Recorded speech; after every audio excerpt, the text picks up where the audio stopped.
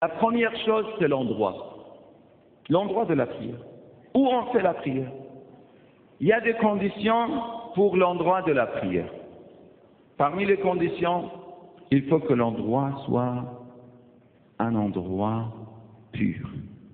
Surtout où on met notre offrande. Ici, il faut qu'il soit pur. Deuxième chose, il faut que l'endroit ne soit pas volé. On dit rasbi, ça veut dire si je vole, je prends l'argent des gens et j'achète une maison. Ou si je pars dans une maison, ou dans la maison de quelqu'un, et lui, il n'est pas content, il n'est pas d'accord peut-être. Surtout, il n'est pas d'accord. Des fois, il n'est peut-être pas content, mais il dit c'est pas grave. Mais s'il n'est pas d'accord, et moi je reste malgré ça, je dis non, je reste ici et je ne vais pas sortir. Ça, on dit c'est makan rasbi. Qu'est-ce que ça veut dire makan rasbi? Makan rasbi, ça veut dire si je reste dans cet endroit et je fais la prière, c'est haram, c'est invalide, c'est pas accepté. L'endroit, il faut qu'il soit correct. C'est des muqaddamat, on dit c'est muqaddamat al-salat. Min shurut al-salat, des conditions avant la prière. Il y a des conditions dans la prière et il y a des conditions avant la prière. Mes frères et sœurs, il faut apprendre la religion. Il y a des cours de fiqh dans tous les centres. Dans tous les centres, il y a des cours de fiqh. Alhamdulillah, même dans notre association, on avait des cours que parmi vous, il y avait certains qui ont assisté dans les cours de fiqh, même en français. Si on dit qu'on a un problème et on ne comprend pas l'arabe, il y avait des cours en français. Ça, c'est important. C'est wajib. C'est obligatoire. Chaque musulman, il est obligé. Talabul ilmi faridatun ala kulli mu'minin wa mu'mina. Ça, c'est un hadith. L'apprentissage de savoir et surtout la religion, c'est une obligation sur chaque mu'min et chaque mu'mina. Chaque croyant et chaque croyante. Et surtout, fil mata'il, on dit dans le fiqh, fil mata'il al-mubtala biha. Qu'est-ce que ça veut dire mubtala biha? يعني اللي نحن بنبتلي فيها. On dit هذه المسألة بنبتلي فيها. C'est-à-dire les questions qu'on tombe dedans, qu'on a besoin, dont on a besoin. Ça veut dire dans la prière. Quand je connais, je sais pas, je fais le doute, j'ai des doutes. Est-ce que je suis dans la 3e raka'a ou 4e raka'a? Qu'est-ce que je fais? Il y a certains, ils coupent la prière, dans la 3e par exemple, et ils pensent qu'ils vont reprendre la prière. Non, c'est haram. C'est interdit. Il faut continuer, il faut dire salam, il faut faire un raka'a ikhtiyar, par exemple. Il faut apprendre ça. Ça, c'est wajib, c'est pas quelque chose de recommandé, c'est pas secondaire. L'imam al-Hussein n'était pas martyrisé pour qu'on laisse et néglige la prière et les conditions de la prière. Comment on fait la prière? Il faut apprendre ça. Après, on dit, dans le Makan, on revient, pour parler un peu, aujourd'hui je voulais parler par cette introduction de la prière. J'ai dit, Inch'Allah, je vais parler des parties, plusieurs parties de la prière et surtout, pas seulement, je ne vais pas parler de la question de jurisprudence de la prière, non, pas de cet aspect-là, de ce côté-là. Je vais parler, Inch'Allah, et expliquer les côtés philosophiques de la prière. Pour comprendre la philosophie de la prière, le sens et les significations de la prière, pour savoir quand on dit « Usalli rak'atay as-subh qurbatan ila Allah » niyya, c'est quoi? Takbiratul ihram, quand on fait takbiratul ihram, certains parmi vous étaient dans le pèlerinage. Vous savez, là-bas même on fait l'ihram. Vous savez, quand on fait le hajj, on met l'ihram. Ça, c'est en bref, Inch'Allah, on va expliquer. On met l'ihram, on dit labbayka, Allahumma labbaik, n'est-ce pas? On dit labbaik Allahumma labbaik, labbaik la sharika laka labbaik. La même chose on fait ici, quand on fait la prière, mais d'un côté, c'est plus important de pèlerinage peut-être. Parce que le pèlerinage, on fait une fois dans notre vie. Mais la prière nous lave chaque jour 5 fois. L'imam Sadiq a dit, la personne qui a une rivière à côté de lui, à côté de sa maison. Et chaque jour, il se lave avec ça. Il sort et il revient, il se lave dans cette rivière. Est-ce qu'il y aura des saletés sur son corps? Non, il sera toujours pur et purifié. Et la prière, c'est pareil. Mais quelle prière? Des bonnes prières. Il faut comprendre la philosophie et le sens de la prière. Ça, c'est après. Inch'Allah, maintenant, on parle un peu de makan al-salat. Parmi les conditions de la prière, on a dit il faut mettre notre front où? Sur un endroit pur. Mais la meilleure chose où on met notre front, c'est quoi? C'est Turbat al-Hussein, alayhi salam. Turbat al-Imam al-Hussein, la terre de Karbala, la terre de l'Imam al-Hussein. Pourquoi c'est aussi important? Et il faut comprendre aussi pourquoi les chiites le sujoud et la prosternation sur Turbat al-Hussein alayhi salam.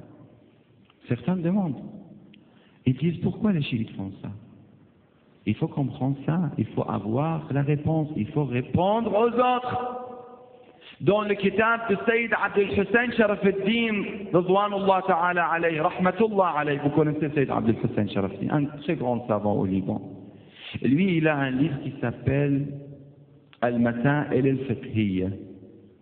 Al-Masail al-Fiqhiyya. Il répond à toutes les questions de différence et il n'y a pas de différence dans, Inch'Allah, divergence entre les musulmans.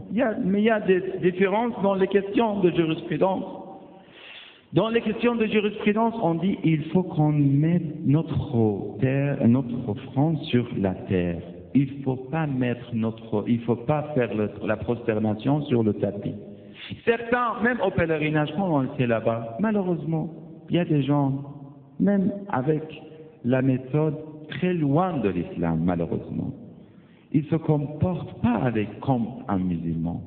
Il vient avec la force pour dire que ce shirk est pour taper les gens. Ça, c'est pas bon, même si c'est pas correct.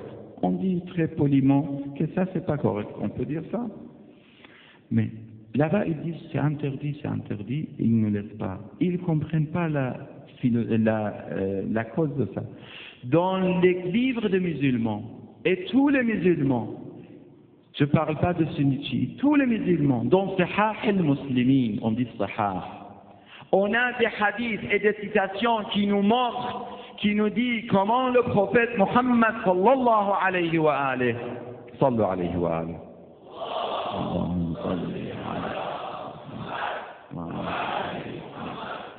Il a vu des compagnons qui se prosternaient sur leur tissu et sur leur abaya, comme cette abaya. Vous voyez ça, ça s'appelle abaya. Sur leur abaya, ils se prosternaient et le prophète est venu pour interdire ses compagnons. Il a dit, vous faites pas ça. Vous vous prosternez directement par terre et sur la terre. Il y a certains, ils pensent que nous faisons la prière pour le turba, pour la terre. Non, c'est pas correct. On fait la prière sur la terre et par terre. La personne qui fait la prière sur le tapis, est-ce qu'il fait la prière pour le tapis? Est-ce qu'on peut dire aux gens, vous adorez les tapis? C'est pas logique. La même chose. Nous adorons pas la terre. Nous faisons la prière sur la terre et par terre. Ça, c'est normal. Et la meilleure terre, c'est la terre de Karbala. Avant Karbala, c'était Turbat al-Hamza. Hamza, c'est l'oncle du prophète sallallahu alayhi wa sallam. Sayyida Fatima alayhi salam a pris, comme les compagnons, après, même dans le riwayat de sunnites, on a vu comment certains compagnons, ils prenaient de la terre et de sable à cause de chaleur. Là-bas, vous savez, dans le désert, il y a une chaleur immense. On ne peut pas supporter les chaleurs du sable. On ne peut pas mettre notre front directement. Et c'est pour cela que les gens mettaient les tissus et le abaya sur la terre. Et après que le prophète a interdit ça, ils prenaient dans leurs mains pour refroidir ça. Mais après, ils ont commencé à faire comme notre torba aujourd'hui. Ils faisaient ça. Ils mélangeaient ça avec l'eau et ils faisaient le torba. Et après, Sayyida Fatima salamullah alayha avait fait ça avec turbat Hamza. Elle a pris de la terre de la tombe de Hamza Sayyid al-Shuhada, l'oncle du prophète, et elle a fait la terre et turba, elle faisait la prière sur cette turba. Mais après ça, on a aussi dans le riwayat al-Sahah, écoutez bien, Salama, une des femmes du prophète sallallahu alayhi wa sallam, un jour le prophète était en train de pleurer fortement. Salama est venue vers le prophète sallallahu alayhi wa sallam. Elle a vu que le prophète était en train de pleurer. Elle a dit, Ya Rasulallah, La abka Allah aynaik, que Allah ne te fait, c'est-à-dire, je n'aime pas te voir en train de pleurer, Ya Rasulallah, pourquoi tu pleures? Il a dit, à ce moment, Jabraïl alayhi salam est venu, il est descendu,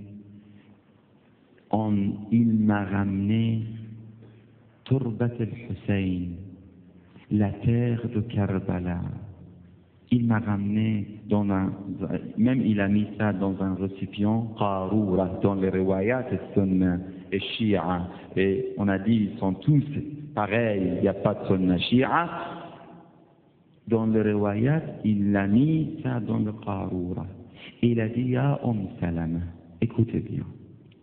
Ya Salama, c'est la terre de mon petit-fils Hussein à Karbala.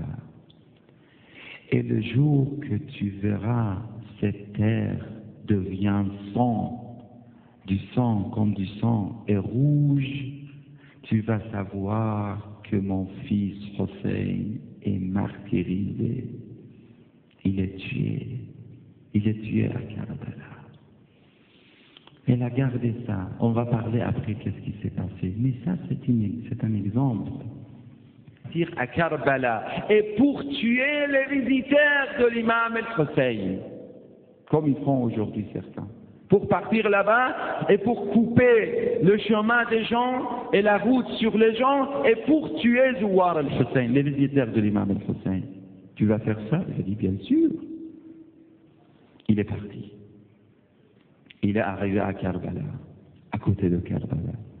Et c'est comme ces jours-là, maintenant on est dans le jour de Ashura, il y a des visiteurs, et après, Inch'Allah, plus tard, il y a des visites de Arba'in, et Inch'Allah, on va organiser ça ensemble, on va partir et on va faire un très gros groupe des visiteurs de l'imam al-Hussein, des francophones, pas dans le monde entier, les francophones dans les pays francophones en Afrique et même en France, Montréal, ailleurs, Suisse. Il a dormi. Et dans le rêve, il a vu qu'il était en train, que les anges de châtiment ont pris cette personne vers l'enfer. Ils voulaient le mettre dans l'enfer. Il a dit pourquoi? Il a dit, tu oses à tuer les visiteurs de l'imam al-Hussein. Et à ce moment, quand il était en train, ils étaient en train d'entrer cette personne dans l'enfer. Dans un moment, certains anges ont venu vers ces anges-là en disant non, il ne faut pas.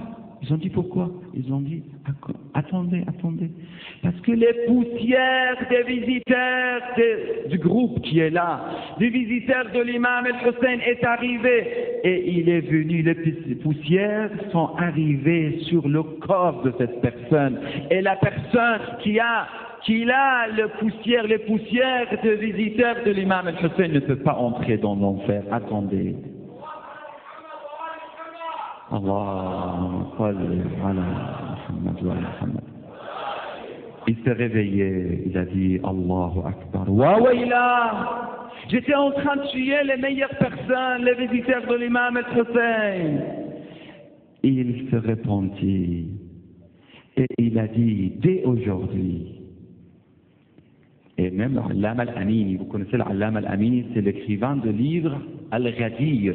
C'est un livre très précieux qui rassemble tous les hadiths qui montrent que le Ghadir est vrai. Et la question de Ghadir, Wilayat Ali ibn Abi Talib alayhi salam, Allama al-Amini, il raconte cette histoire et il est un des grands poètes de Ahl al-Bayt alayhi salam et il a beaucoup de poésie sur l'imam al-Hussein salawatullahi alayhi.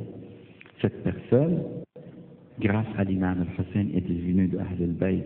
Et il y avait des autres histoires, le temps malheureusement est terminé, on part ensemble sur la terre de Karbala. On a parlé de la terre de Karbala. Vous voulez qu'on parte, Inch'Allah, ensemble ce soir? On est pour partir, Inch'Allah, dans ce désert. Le désert de Karbala, dans le jour de Ashura. Quand l'imam al-Hussein a vu que tous les compagnons et tous les proches et tous les enfants, ils étaient sur la terre de Karbala. Il a vu de ses yeux ses filles se battre et il lui suffit son petit nourrisson. Il lui suffit son petit nourrisson, tué entre ses mains.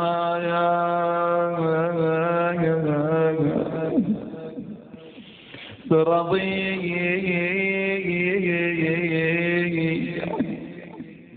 qui était tué dans la main de Abu Abdullah. Il a vu des yeux ses frères combattre et il lui suffit Al-Abbas, le héros, le chef de son armée, la lune de Bani Hashim. Et maintenant, après cela, il restait seul.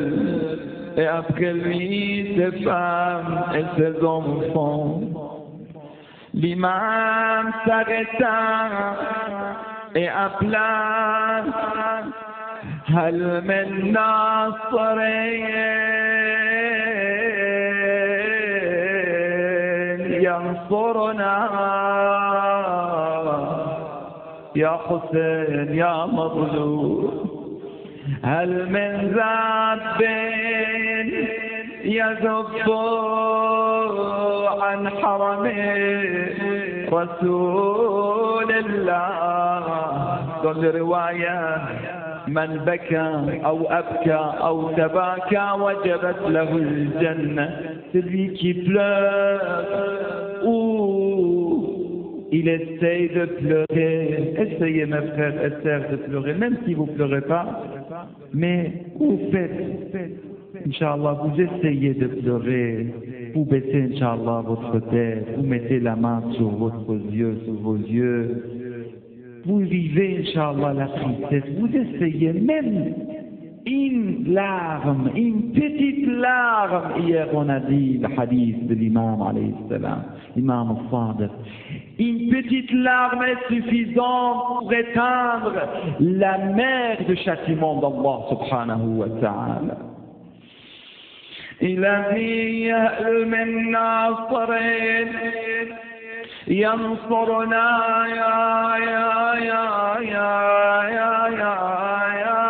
hal min dabbin يذب عن حرم رسول الله N'y a-t-il personne pour nous secourir? N'y a-t-il pas d'aide pour nous soutenir? N'y a-t-il pas des défenseurs des filles de Rasulallah sallallahu alayhi wa sallam? Après, il se dirigea vers les tentes. Il a vu sa fille Soukaina assise dans un coin dans la tente, qui pleurait, la tête posée sur ses genoux. L'imam l'appela, ma fille Soukaina. Elle est venue vers lui, triste et affligée. Il a commencé à faire ses adieux à ses femmes, ses sœurs, ses filles.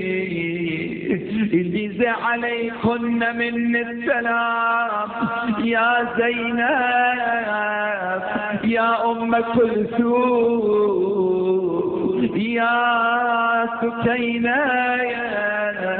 ya Layla, ya Rabab. Il a dit adieu à tout le monde. Il a dit alaykunna minni salam, au revoir, au revoir, adieu, adieu. Après, il embrassait sa main et l'autre le serrait dans les bras et une autre tirait ses habits. À qui tu nous laisses, ya ibn Rasulullah? À qui tu nous laisses après toi, ya Hussein? À ce moment, un des ennemis s'est adressé, il s'est adressé à l'imam al-Hussein en disant: tu te caches, ya Hussein, dans la tente des femmes. Et il lança des flèches, les enfants et les femmes avaient peur. L'imam voulait sortir de la tente pour combattre les ennemis d'Allah, quand une petite fille qui s'appelait Sayyida Ruqayya, une petite fille de 3 ans, Ruqayya, se mit devant la sortie de la tente pour empêcher son père de sortir. Non, mon père, tu sors pas ce soir, tu sors pas maintenant. Ils vont te tuer, ya Hussein. Ils vont te tuer, mon père. Cette fille n'a pas laissé l'imam al-Hussein de sortir. C'est ici que l'imam a demandé l'aide de Sayyida Zaynab. Oh ma sœur Zaynab, viens, aide-moi, prends cette fille. Sayyida Zaynab est venue pour prendre cette fille, pour garder cette fille.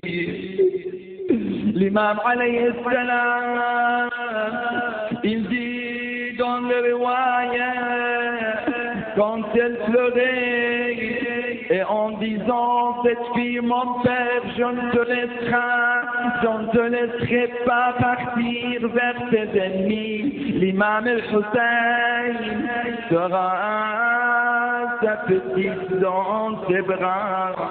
Il sera sa petite dans ses bras. Elle pleurait fortement en se raccrochant à son père. Après, Zaynab a pris cette fille. Ce n'était pas facile. Il monta sur son cheval de Jannah, mais le cheval n'avançait pas. Il a compris que sa fille, une autre fille qui s'appelait Soukaina, sa fille Soukaina, qu'elle avait 10 ans, avait pris les jambes du cheval pour ne pas laisser son père partir. la ilaha illallah. Qu'est-ce qu'il va faire l'imam al-Hussein? Cette histoire de dire adieu, c'était la plus douloureuse pour Ahl al-Bayt, pour Sayyida Fatima al-Zahra alayhi salam. Vous savez, maintenant chaque larme que vous avez dans les yeux, c'est Sayyida Fatima qui va vous récompenser, Inch'Allah, le jour de jugement. L'imam alayhi salam a dit, qu'est-ce que tu veux, ma fille Soukaina? Elle a demandé à son père de descendre et de s'asseoir par terre afin qu'elle s'assoie sur les genoux de son père. Imaginez une fille de 10 ans qui attend l'affection de son père et qui sait que Ya Mawla, Ya Aba Abdullah. Quand on salue notre imam al-Hussein de loin, vous savez, Inch'Allah, demain on va parler de l'histoire de l'ange Potros. Mais l'ange Potros nous amène notre salutation d'ici à Karbala. Inch'Allah, avec vos cœurs sincères, vous saluez votre maître imam. Assalamu alayka ya Mawla, ya Aba Abdullah. وعلى الأرواح التي حلت بفنائك عليك مني سلام الله أبدا ما بقيت وبقي الليل والنهار ولا جعله الله آخر العهد مني لزيارتكم tout le monde. السلام على الحسين هنيئا لكم وعلى علي بن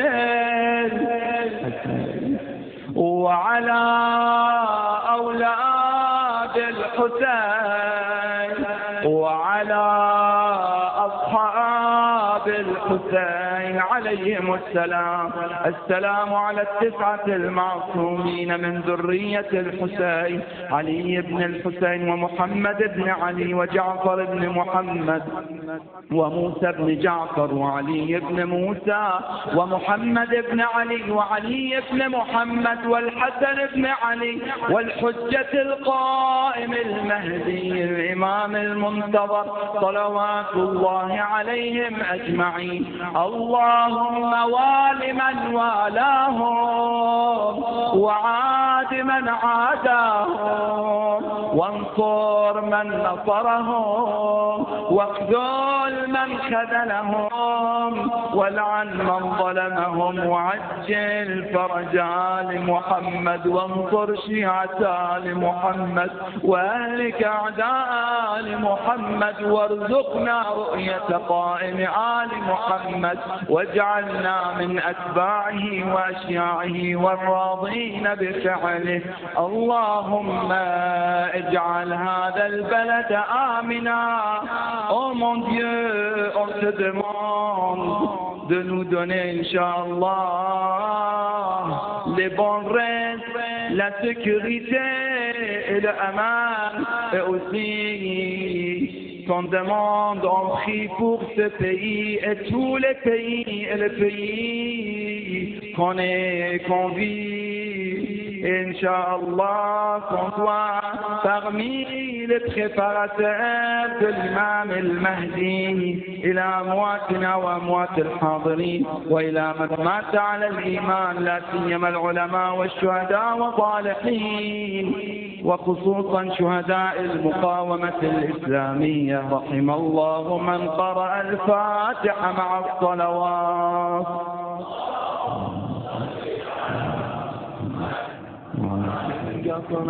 ابشر يا